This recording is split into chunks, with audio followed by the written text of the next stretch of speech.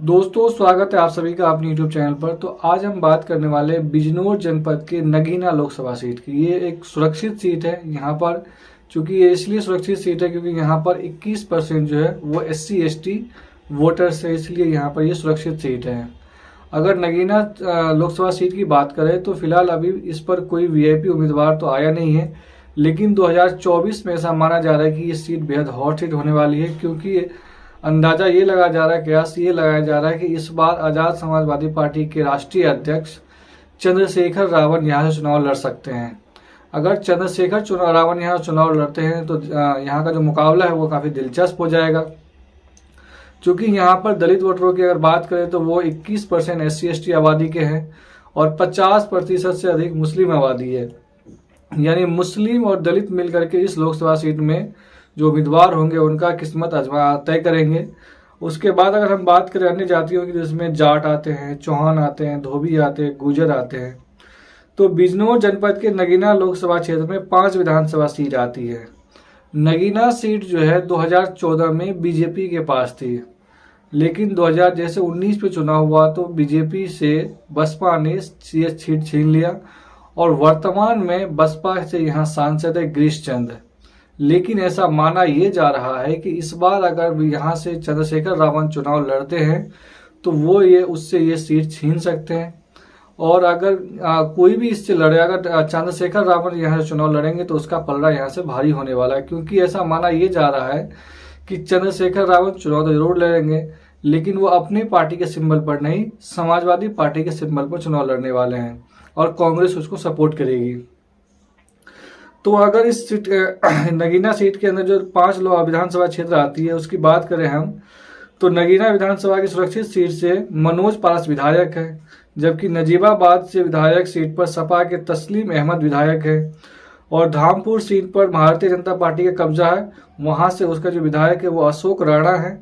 जबकि नूरपुर विधानसभा सीट से सपा के नईमुल हसन विधायक है। नहटोल विधानसभा जो सुरक्षित सीट है वहां से भाजपा के ओम कुमार विधायक है और बिजनौर जिले के बढ़ापुर सीट पर मुरादाबाद संसदीय क्षेत्र में आती है, जिस पर भाजपा के सुशांत सिंह विधायक, यानी उसके पड़ोसी जो लोकसभा क्षेत्र है उस पर।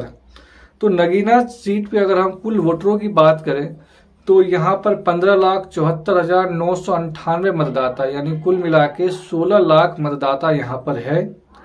अगर हम पुरुष मतदाताओं की बात करें तो 8,38,144 पुरुष मतदाता हैं और महिला मतदाता की अगर हम बात करें तो 7,36,000 महिला मतदाता है। वहीं 73 मतदाता जो है वो अन्य कैटेगरी में आती है। नगीना लोकसभा सीट की अगर हम जातिगत आंकड़े की बात करें तो यहाँ पर हिंदू वोटर 66% है और मुस्लिम वोट प्रतिशत जो है वो 34% है। अगर हम जातिगत समीकरण को देखें तो इस प्रकार है, जाट जो है वो 1,22,000 है, दलित 2,35,000 है, सैनी समाज जो है वो 95,000 है, यादव जो है वो 20,000 है, चौहान 1,45,000 है, राजपूत 45,000 है, त्यागी 42,000 है, सिख 24,000 है, पाल 22,000 है, ब्राह्मण 28,000 है और मुस्लिम जो मतदाता है वो सबसे ज्यादा है, 5,35,000 मतदाता है। इसके अलावा कश्यप है, भूमियार है, विश्वकर्मा है, वैश्य है आदि लगभग 2,62,000 वोटर है इसमें आते हैं।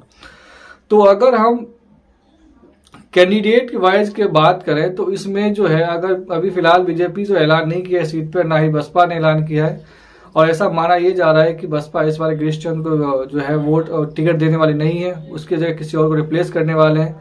लेकिन इस बात पे ऐसा माना यह जा रहा है कि इस सीट पर अगर चंद्रशेखर रावण चुनाव लड़ते हैं तो वो अवश्य जो है इस सीट से विजय हासिल कर सकते हैं, क्योंकि इस बार बसपा के पक्ष में मुस्लिम वोट करने वाले हैं नहीं। इस मुस्लिम वोट मतदाता को ऐसा लगता है कि बसपा जो है, जो बहुजन समाज पार्टी है, वो अप्रत्यक्ष रूप से बीजेपी को मदद करते हैं। इस वजह से मुस्लिम मतदाता इस बार बसपा से जो है वो चौकन्ना हो चुका है, चाहे वो मुस्लिम कैंडिडेट दे चाहे वो दलित कैंडिडेट दे, लेकिन इस बार मुस्लिम मतदाता जो है वो उसके साथ जाने वाले नहीं है।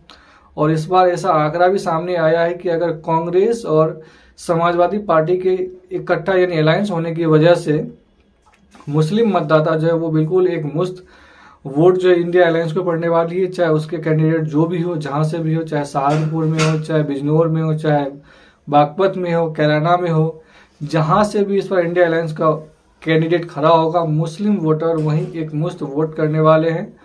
तो इसलिए ऐसा माना जा रहा है कि इस बार कोई भी कैंडिडेट हो, बीजेपी की तरफ से, एनडीए की तरफ से या बसपा की तरफ से, बहुजन समाज पार्टी की तरफ से, लेकिन पलड़ा अगर यहाँ से चंद्रशेखर रावण चुनाव लड़ते हैं तो पलड़ा उन्हीं का भारी होगा।